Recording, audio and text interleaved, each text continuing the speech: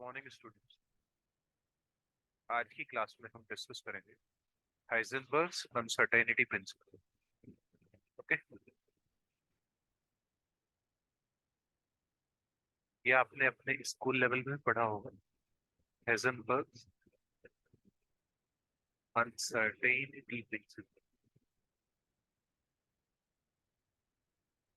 ठीक है,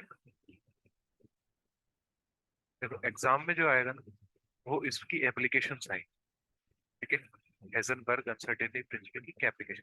इसकी जो डेरिवेशन है ना वो यूपीएससी में पूछते हैं। ठीक है, वह पूछते हैं जैसे कोई दो ऑपरेटर है delta A delta B, this should be greater than equal to आपका 1 by iota H power commutator bracket of K. जहाँ तक मुझे याद आ रहा है यही होता है। ठीक है, और ठीक है, ये जो डेरिवेशन है इसकी पूरी मतलब काफी लंबी डेरिवेशन, 2-3 पेज की। और ये आपका एग्जाम में तो नहीं पूछते, लेकिन हाँ यूपीएससी में एक दो बार पूछी है। तो अगर आप यूपीएससी की तैयारी कर रहे हैं और आपका ऑप्शनल फिजिक्स है तो आपको ये डेरिवेशन पढ़ने की जरूरत है। अगर नहीं है तो कोई दिक्कत नहीं है, आप इसको स्किप भी कर सकते हैं। तो हेजनबर्ग अनसर्टेनिटी प्रिंसिपल क्या कहता है कि मान लो आपके पास ना दो कैनोनिकली कॉन्जुगेट पेयर्स। ठीक है, you have to canonically conjugate pairs. आप उनको simultaneously and up to a certain accuracy,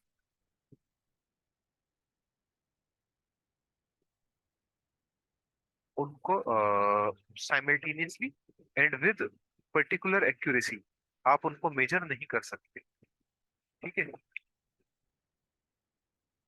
अब कैनोनिकली कॉन्जुगेट पेयर क्या होते हैं। आपका कैनोनिकली conjugate pair,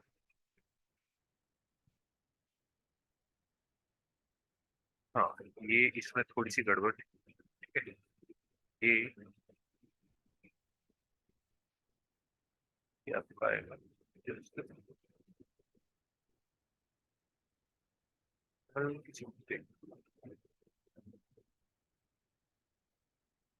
1/2 commutator bracket A B और इसकी एक्सपेक्टेशन। ठीक है, ये आपका हाइजेनबर्ग्स अनसर्टेनिटी प्रिंसिपल हो गया। ठीक है, अब देखिए हाइजेनबर्ग अनसर्टेनिटी प्रिंसिपल मैंने अभी बताया, दो कैनोनिकली कॉन्जुगेट पेयर है ए और बी। ठीक है, तो आप ए और बी को simultaneously with a perfect accuracy आप मेजर नहीं कर सकते। अब कैनोनिकली कॉन्जुगेट पेयर कौन से होते हैं। पोजीशन हो गया, मोमेंटम हो गया, एनर्जी टाइम, एंगुलर मोमेंटम और एंगुलर डिस्प्लेसमेंट। कैनोनिकली कॉन्जुगेट पेयर वो होते हैं जिनका क्लासिकली, ये ना कैनोनिकली कॉन्जुगेट जो पेयर होते हैं ना ये क्लासिकल टर्म आता है। ठीक है, क्लासिकल में आपने पढ़ा होगा अपने बीएससी में या एमएससी में भी कैनोनिकली कॉन्जुगेट पेयर्स, पॉइजन ब्रैकेट पढ़ा होगा। तो जिनका पॉइजन ब्रैकेट जीरो नहीं आता है वो कैनोनिकली कॉन्जुगेट पेयर। क्लियर है। तो हेजनबर्ग अनसर्टेनिटी प्रिंसिपल क्या कहता है।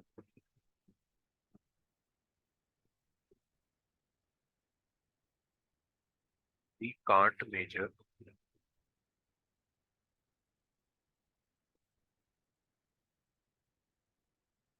position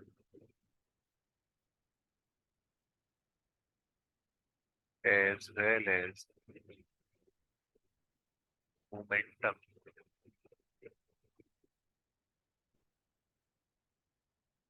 simultaneously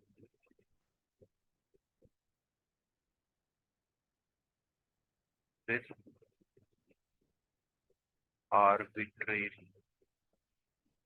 accuracy। क्लियर है। तो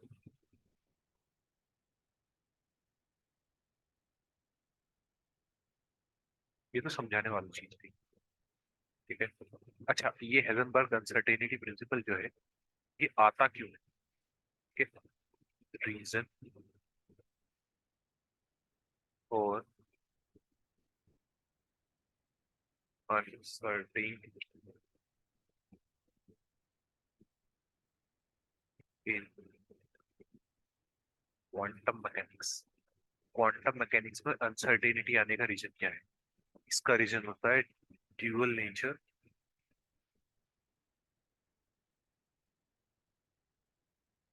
ड्यूअल नेचर ऑफ मैटर, ठीक है, या और wave nature of particle. Particle का वेव नेचर होता है, इस वजह से आपका अनसर्टेनिटी प्रिंसिपल आता है। ठीक है, कोई रीजन पूछे कि अनसर्टेनिटी प्रिंसिपल क्यों आता है, क्यों अराइज होता है, तो उसको बताना because of the dual nature of matter और the wave nature of particle. Clear? इसी को ही अगर और रिफाइन करो तो हम क्या बोल सकते हैं? हम बोल सकते हैं we can not measure position of the particle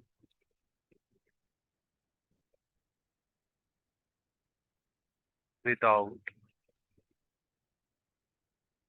disturbing the particle.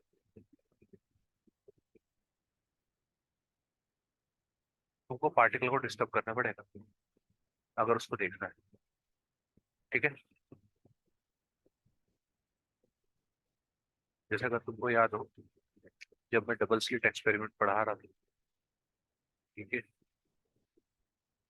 तो यहाँ पे एक सोर्स रखी हुई है, इससे फोटॉन्स निकलेंगे, ये इलेक्ट्रॉन निकलेंगे। ठीक है। तो जब इलेक्ट्रॉन निकल रहे थे ना, और जब तुमने यहाँ पे कोई डिटेक्टर लगाया था, तो तुमने देखा होगा इसका वेव नेचर चेंज हो गया था, और तुमको क्या मिल रही थी? पीक्स मिल गई। ठीक है। लेकिन जैसे ही तुमने डिटेक्टर हटाया, मतलब पीछे स्क्रीन, ये स्क्रीन,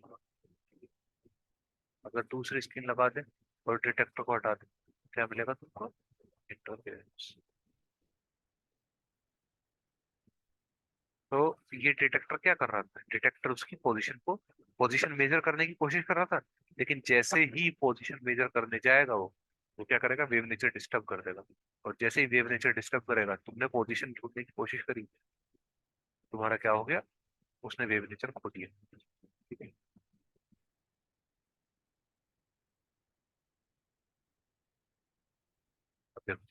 हेजनबर्ग अनसर्टेनिटी की स्टेटमेंट क्या है? Statement जो एग्जाम में लिखनी होती है बीएससी और एमएससी के बच्चों को। यहाँ लिखिए, if the x component of momentum of a particle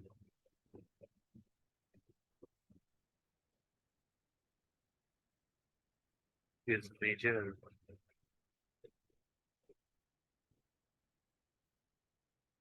with an uncertainty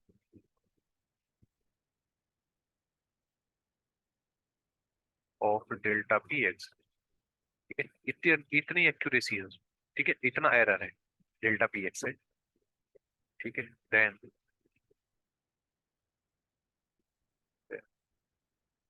the x component of position of that particle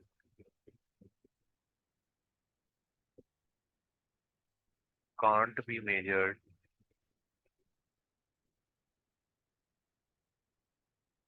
can't be measured simultaneously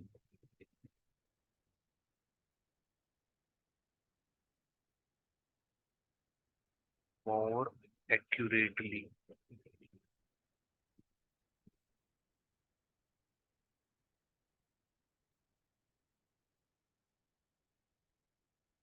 delta X is equal to H cross upon 2 delta P X. Similarly, ठीक है, for Y component delta Y is equal to H cut upon 2 delta P Y and delta Z is equal to H cut upon 2 delta P Z. अब X और P X में ये है, अगर कल को delta Y delta P X करने लगोगे ना, वो जीरो आ जाएगा।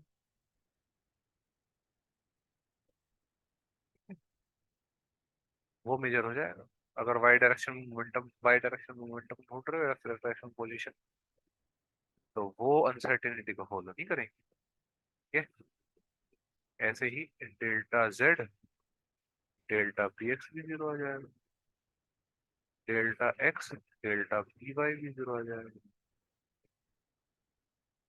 क्लियर है? अच्छा, ये तो था तुम्हारा किसका, delta X delta P X is equal to H cut upon 2। ऐसे ही एक और कैनोनिकली कॉन्जुगेट पेयर होता है,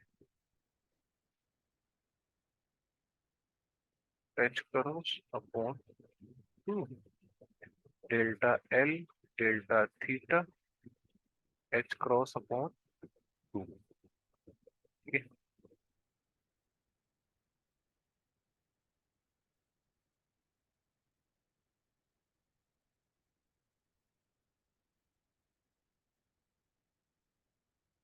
डेल्टा एक्स क्या है, अनसर्टेनिटी इन पोजीशन,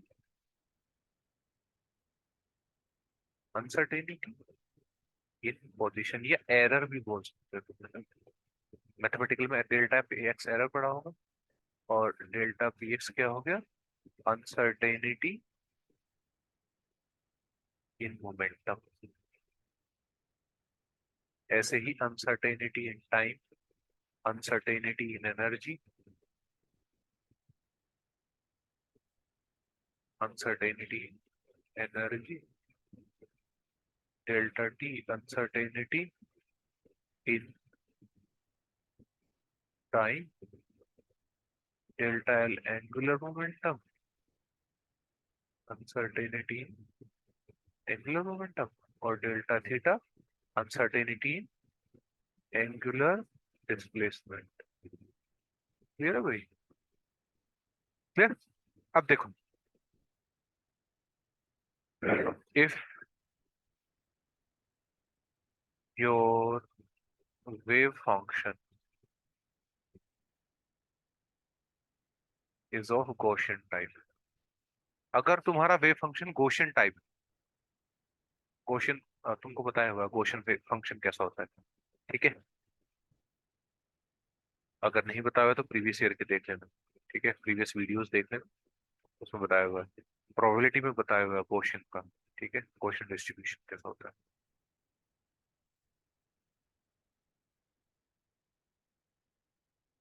तो इस टाइप का वेव फंक्शन होता है, ठीक है, उसको गौशियन वेव फंक्शन बोलते हैं, ठीक है। उसके लिए जो तुम्हारा delta X delta P x आएगा, या कोई भी अनसर्टेनिटी एनर्जी आएगी, वो इक्वल टू को फॉलो करेगी, ग्रेटर देन का साइन नहीं आएगा उसमें, ठीक है, उसमें इक्वल टू आएगा। तो गॉसियन वेव फंक्शन में सिर्फ गॉसियन वेव फंक्शन के लिए इक्वल टू साइन का होल्ड करता है, बाकी और किसी के लिए इक्वल टू साइन होल्ड नहीं करता। दूसरा, जब तुम न्यूमेरिकल कर रहे होगे, ठीक है, जब अनसर्टेनिटी पे न्यूमेरिकल सोल्व करोगे ना, तो न्यूमेरिकल में भी इक्वल टू का साइन लेना।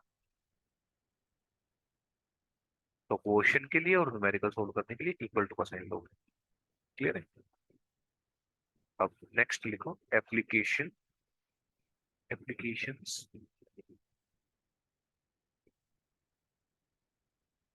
Of Heisenberg uncertainty principal. पहला है non existence of electron inside the nucleus. ठीक है, अच्छा पहले सारे लिखा दे तो फिर एक एक करके सॉल्व कर दूंगा, ठीक है। सेकंड लिखो, calculation, calculation of ground state energy and first Bohr radius, ठीक है। ये हाइड्रोजन एटम की बात हो रही है, क्योंकि Bohr radius of hydrogen atom लिख लेना अगर नहीं याद रहे, ऑफ हाइड्रोजन एटम, ठीक है। थर्ड लिखो, to find the range of nuclear force. Fourth लिखो, to find the mass of meson particle, ठीक है। मेसॉन पार्टिकल, पाई मेसॉन हो गए, पायो मतलब पाई मेसॉन हो गए, के मेसॉन हो गए, ठीक है। एस बहुत है, एक और लिखो बस, ठीक है। आप कितने लिखोगे, पांच बहुत है। अगर एमएससी में आया या बीएससी में भी आया तो पांच लिख के छोड़ देना, ठीक है। स्पेक्ट्रल विड्थ तो स्पेक्ट्रल लाइन, ठीक है। हाँ बस इतना बहुत है। अब देखो, एप्लीकेशन मैं दो कराऊंगा, ठीक है। बाकियों का आइडिया दे दूंगा, खुद कर लेना, ठीक है। तो पहला देखो, non existence of electron inside the nucleus. देखो कोई भी है, ठीक है। एक पहले तुमको आइडिया दे देता हूँ कैसे प्रोसीड करना है, ठीक है। फिर हर हर क्वेश्चन में वैसे ही प्रोसीड करेंगे हेजनबर्ग अनसर्टेनिटी। देखो तुम लिखना, इफ, अगर तुमको पोटेंशियल पता है, if V X is known, अगर तुमको पोटेंशियल पता है कितना है, तो एक्स को चेंज करो डेल्टा एक्स में, change X to delta X, और पी को डेल्टा पी में, क्लियर। तो एनर्जी कितनी हो जाएगी तुम्हारी, एनर्जी होती है P square by two M plus B of X. अब चेंज करोगे तो अगर पी डेल्टा पी हो रहा है और एक्स डेल्टा एक्स हो रहा है, तो ई भी तो डेल्टा ई हो जाएगा, delta P square by two M plus V of delta X. अब पोटेंशियल ना हर किसी के लिए अलग अलग आएगा, ठीक है। वो अभी बता दूंगा कैसे कैसे आएगा, ठीक है। और फिर क्या करना है तुमको, मैक्सिमम मिनिमम वाली कंडीशन लगानी है। तो डिफरेंशिएट करना है डेल्टा ई को, किसी के भी रेस्पेक्ट में कर लो, डेल्टा एक्स के रेस्पेक्ट में कर लो, ई के भी कर सकते हो। तो यहाँ से तुम्हारा क्या आएगा, यहाँ से कुछ एक्स की वैल्यू आ जाएगी तुम्हारी, इसको जीरो रख के मैक्सिमम मिनिमम लगा के कुछ वैल्यू आएगी एक्स की, उस एक्स की वैल्यू को इसमें रख देना, यूजिंग मैक्सिमम, तो तुम्हारे पास किया जाएगा। ऐसे प्रोसीड करना अगर एनर्जी निकलवा रहे हैं, ये बताया है मैंने उसका, ठीक है। मतलब हर किसी में ऐसे ही प्रोसीड करें।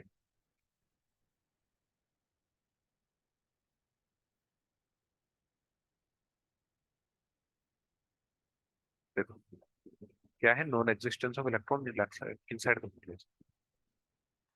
अगर इलेक्ट्रॉन न्यूक्लियस के अंदर रह रहा है तो डेल्टा एक्स कितना हो जाएगा, न्यूक्लियस का साइज कितना होता है, फेम्टोमीटर, 10⁻⁻⁻15 फेम्टोमीटर के आसपास का होता है। मैं कह रहा हूँ रेडियस ही मान लो, कितना हो सकता है डेल्टा एक्स, या तो यहाँ होगा या यहाँ होगा। ये पूरी रेंज कितनी है, 2 आर, और आर कितनी होती है, रेडियस, फेम्टोमीटर के रेंज की होती है, तो 2 × -15 डेल्टा एक्स, इसे भी ले सकते हो, कोई फर्क नहीं पड़ेगा, ठीक है।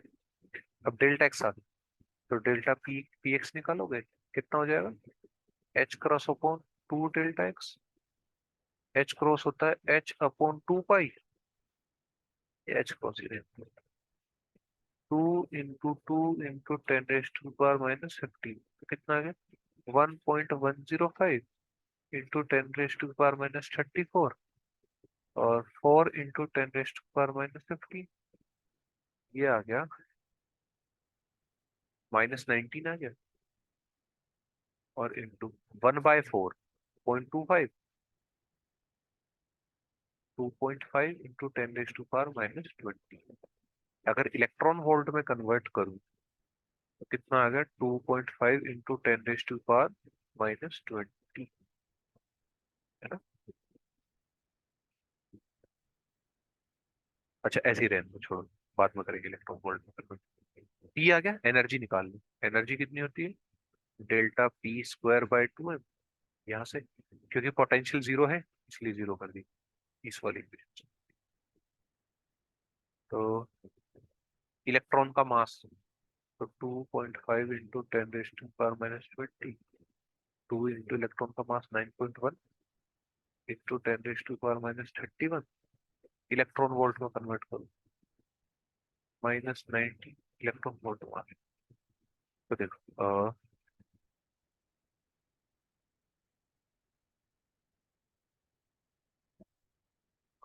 20 से ये कटेगा, 11 बचा, और 11 और 19 कितने हो गए, 30।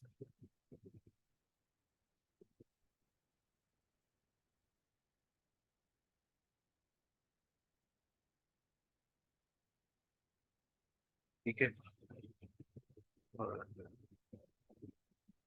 अब 2.5 इंटू 9 इंटू 1,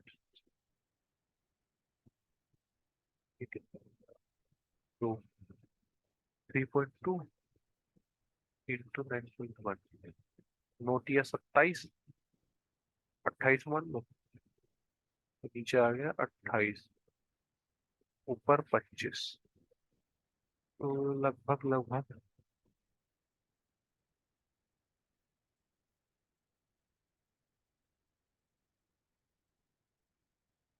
10 से ऊपर आएगा, मतलब 12-13 मान, इतने इलेक्ट्रॉन हो। ठीक है,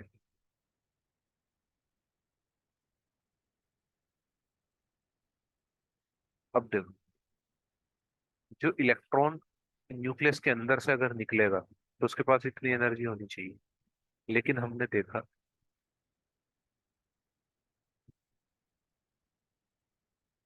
जो इलेक्ट्रॉन इसके अंदर से निकल रहा था ना, मतलब जो एटम के अंदर से निकल रहा था, उसके पास रफली 2 से 5 मिलियन तक की एनर्जी थी। 2 से 5 MeV की एनर्जी थी, इससे ज्यादा नहीं थी। तो यहाँ अगर एमयू में कन्वर्ट कर तो बहुत ज्यादा आ रही। ठीक है, तो इससे हम क्या प्रूव कर सकते हैं कि इलेक्ट्रॉन न्यूक्लियस के अंदर रिसाइड नहीं करता, क्योंकि तो रिसाइड कर रहा होता तो उसकी एनर्जी इतनी आ रही होती, जबकि इतनी नहीं आ रही है। समझ गए ना, जो न्यूक्लियस के अंदर से निकलता है उसकी 2 से 5 मिलियन इलेक्ट्रॉन वोल्ट के आसपास होती है, ज्यादा से ज्यादा 10 होती है, इससे ज्यादा नहीं होती। यहाँ पर तुम्हारी बहुत ज्यादा आ रही है। ठीक है, तो बस लास्ट में लाइन लिख देना कि if the electron reside inside the nucleus, then its energy must be this much. But through experiment, we have seen that the electron which comes out from the atom has energy up to 10 million electron volt. ठीक है, 10 to 20 million electron volt. So by this argument, we can say that electron do not reside inside the nucleus. Correct? Second level. Second है तुम्हारा calculation of ground energy and first Bohr radius of hydrogen atom. Hydrogen atom के लिए energy E² bye 2 है plus V(x). तो delta ई कर दो, delta P² bye 2 है plus ये होता है E², पोटेंशियल होता है, -E²बाय 4πε0 R। ठीक है, आर को आर ना लेके एक्स ले लो।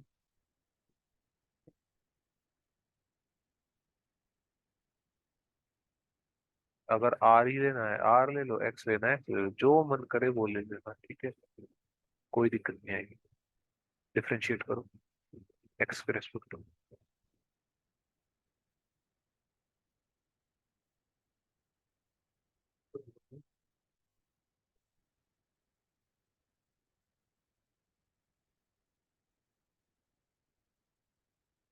इससे पहले ना इसको कन्वर्ट कर लो, पी को एक्स में कन्वर्ट कर लो।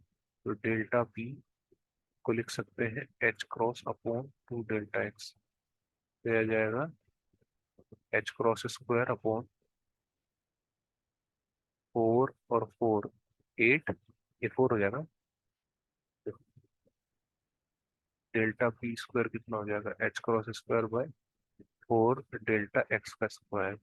तो 4 दूनी 8, 8 m डेल्टा एक्स का square minus E square upon 4 pi epsilon naught delta x. तो ये हो गया एच क्रॉस स्क्वायर, ऊपर जाकर माइनस था, -2 h cross square 8 m delta X cube minus E square, ऊपर जाकर आएगा plus 4 pi epsilon naught delta X का स्क्वायर। इसको रखना है 0, delta E upon delta X, इसको 0 रखना है। तो 0 रखेंगे तो कितना आ जाएगा, -2 h cross square 8 m delta X square X cube plus E square upon 4 pi epsilon naught delta X square is equal to 0। तो यहाँ से क्या आ गया हमारे पास, 2 h cross square upon 8 m delta X cube is equal to E square upon 4 pi epsilon naught delta X square. Square से एक कटा तो यहाँ सिर्फ ये बचा, डेल्टा एक्स कितना आ गया यहाँ से, इसको डेल्टा एक्स को इधर ले जाओ। तो 2 h cross square upon 8 m E square 4 pi epsilon, ठीक है।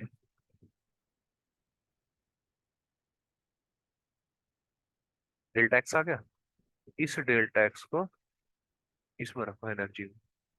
एनर्जी कितनी आ जाएगी, h cross square upon 8 m delta X square, किसका स्क्वायर करेंगे, इसका स्क्वायर करेंगे तो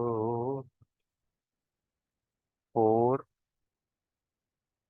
h क्रॉस की power 4 upon 8 into m square, 8 into 8 e की पावर 4 और 4 पाई एप्सिलॉन नॉट का square minus E square upon 4 pi epsilon naught delta x 2 h cross square upon 8 m E square 4 pi epsilon not. ये ना भाई,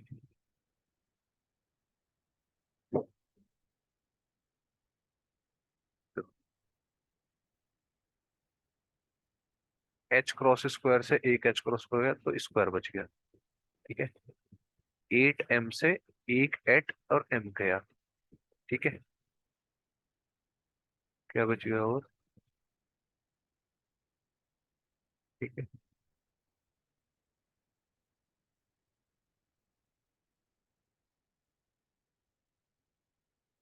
तो यहाँ देखो, delta E आ गया आपके पास,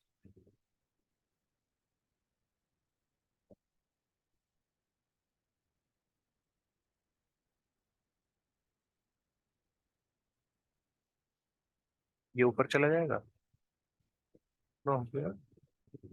अगर 4 से ही काट दो तो 2 बच गया, रह गया m e की पावर 4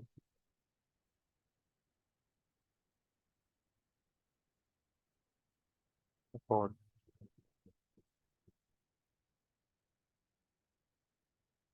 h क्रॉस स्क्वायर और ऊपर ही आएगा 4 पाई एप्सिलॉन नॉट स्क्वायर। कुछ गड़बड़ हुई है, एक सेकंड रुकना।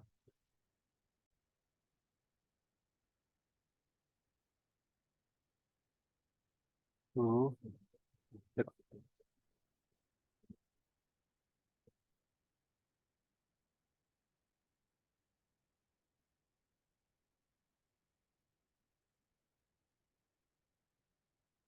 एक बार दोबारा से कर लेते हैं। नेक्स्ट पेज पर करो। तो एनर्जी कितनी होती है, E² बाई 2 है ना, और E² upon 4 pi epsilon naught R. ठीक है,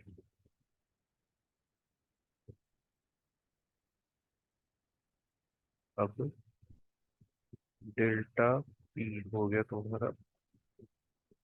अच्छा, इस केस में ना H/डेल्टा x ले लो। ठीक है, 2x मत लेना इस केस में, 2x से ठीक नहीं है। वो जो गड़बड़ आ रही थी ना हमारी, इसी वजह से आ रही थी। तो डेल्टा पी की जगह क्या रखोगे, H/x। ये याद रखना, हाइड्रोजन में भी, और हार्मोनिक ऑसिलेटर जब करोगे ना, हार्मोनिक ऑसिलेटर में भी निकाल सकते हो तुम। ठीक है, उसमें भी यही आ जाएगा, P² बाई 2 है। और वहां पे जो तुम्हारा पोटेंशियल आ जाएगा वो आ जाएगा 12m ओमेगा² x²। ये भी कर सकते हो ना, यहाँ से भी निकाल सकते हो। तो P² को रखो H×² by 2m delta x minus E² by 4 pi epsilon naught delta x square. क्या, डेल्टा ई। तो डिफरेंशिएशन करोगे डेल्टा एक्स के रेस्पेक्ट में, तो आ जाएगा तुम्हारा H×² -2 delta x³ minus E² by 4 pi epsilon naught delta x square. ये plus का, इसको जीरो के इक्वल रखोगे मैक्सिमम मिनिमम के लिए। क्लियर। तो हो जाएगा आपका 2h×² upon 2m delta x³ is equal to E² upon 4 pi epsilon naught delta x। Okay, square. तो स्क्वायर से ये कट गया तो एक बचा, और डेल्टा एक्स आपके पास आ जाएगा, 2 से 2 कैंसिल आउट होगा, H×² bye me² into 4 pi epsilon. यही आपकी बोर रेडियस होती है। अगर कैलकुलेट देखोगे ना, A0, देखना वहां घर जाके, मतलब अपनी बुक्स में देखना, घर पे तो हो गई तो यही आ रहा होगा। ठीक है, A0 बोर रेडियस। तो this is your bore radius. ठीक है, और अगर हम एनर्जी निकालेंगे, एनर्जी के लिए इस इक्वेशन में वैल्यू रखेंगे, तो H×² अपॉन 2m इसका स्क्वायर करूंगा तो H×² upon me² into 4 pi epsilon not का स्क्वायर। क्लियर है। इसका स्क्वायर करूंगा तो पावर 4 m² e⁴ एक m से एक m कैंसिल आउट होगा, minus E² upon 4 pi epsilon naught तो delta X into H×² 4 pi epsilon naught upon me²।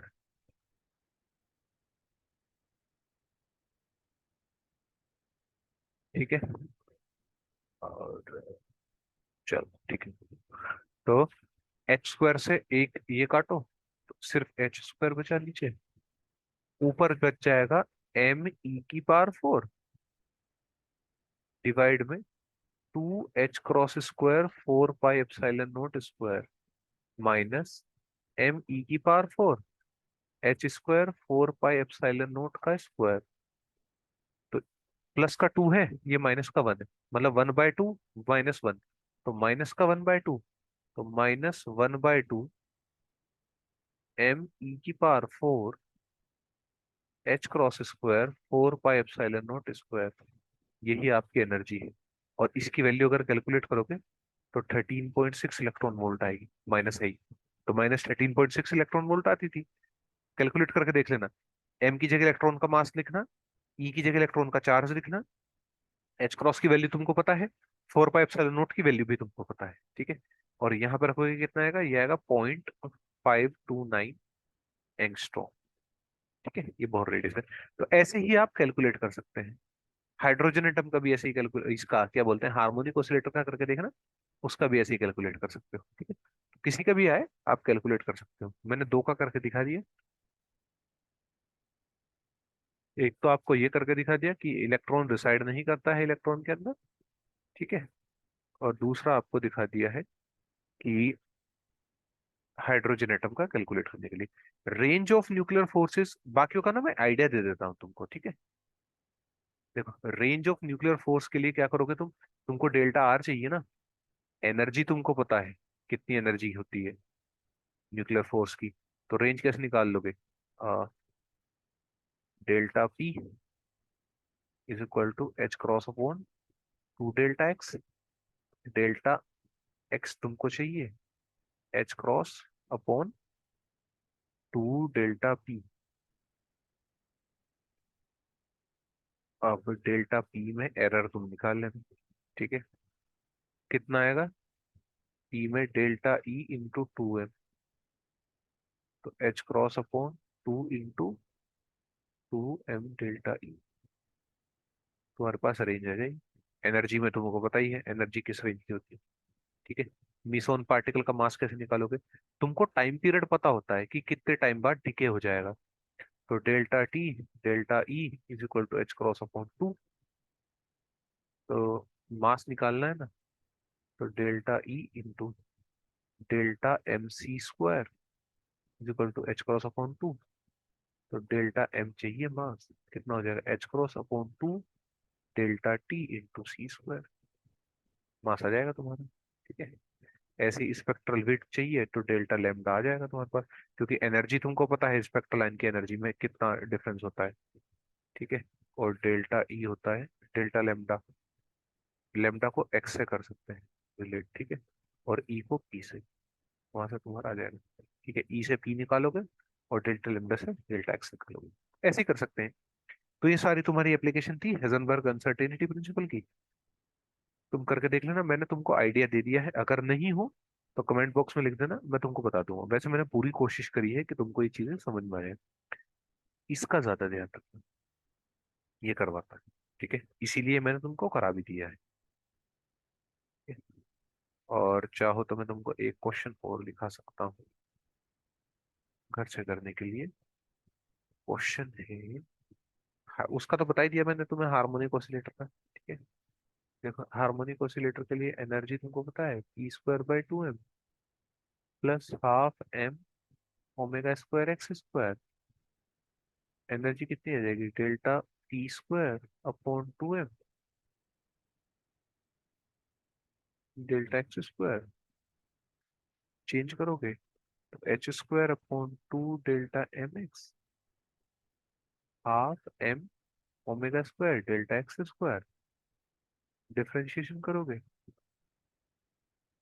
कितना आ जाएगा, माइनस का 2 h cross square 2 delta m x³ plus m omega square, 2 बाहर आएगा इंटू डेल्टा एक्स। 2 से 2 cancel होगा, इसको 0 के इक्वल रखना, और यहाँ से डेल्टा एक्स आ जाएगा। उस डेल्टा एक्स को इसमें रख देना, इस वाली इक्वेशन में। देखना तुम्हारा जो डेल्टा ई है वो h क्रॉस बाय 2 आ जाएगा, ठीक है। और यही ग्राउंड स्टेट एनर्जी होती है तुम्हारी, क्लियर है। करके देखना, यही आएगा, ठीक है। मैंने सोल्व तो कर ही दिया है, आगे तो कैलकुलेशन है मैथमेटिक्स है। क्वेश्चन लिख लो, by using Heisenberg uncertainty principle calculate the minimum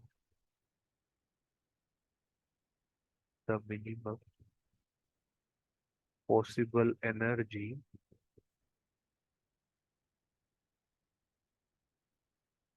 minimum possible energy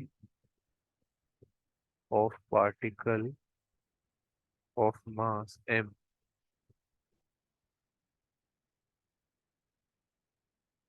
having potential having potential या मूविंग इन पोटेंशियल एक ही बात है, ठीक है। v of x is equal to v naught mod x by A, ठीक है। इसको कर देना, ठीक। और इसको करके मुझे आंसर बताना, ठीक है, कितनी एनर्जी आ रही है, ठीक है। कमेंट बॉक्स में लिखना कितनी एनर्जी आ रही है, ठीक है। चलो तो आज की क्लास में इतना ही। नेक्स्ट क्लास में हम आपका श्रोडिंगर इक्वेशन देखेंगे, और उसके बाद दो दो चीजें रह गई, श्रोडिंगर इक्वेशन और प्रोबेबिलिटी करंट डेंसिटी। उसके बाद फिर तुम्हारा मेन शुरू होगा क्वांटम मैकेनिक्स का, पोस्टुलेट्स ऑफ क्वांटम मैकेनिक्स से शुरुआत करेंगे, ठीक है। चलो ये दो टॉपिक बचते हैं, एक तो प्रोबेबिलिटी करंट डेंसिटी और एक श्रोडिंगर इक्वेशन, ठीक है। नेक्स्ट क्लास में वो दोनों देख लेंगे, अगर एक क्लास में हो गया तो एक क्लास में देख लेंगे, अगर एक क्लास में नहीं हुआ तो दो क्लास में देख लेंगे, ठीक है। चलिए, ओके, थैंक यू।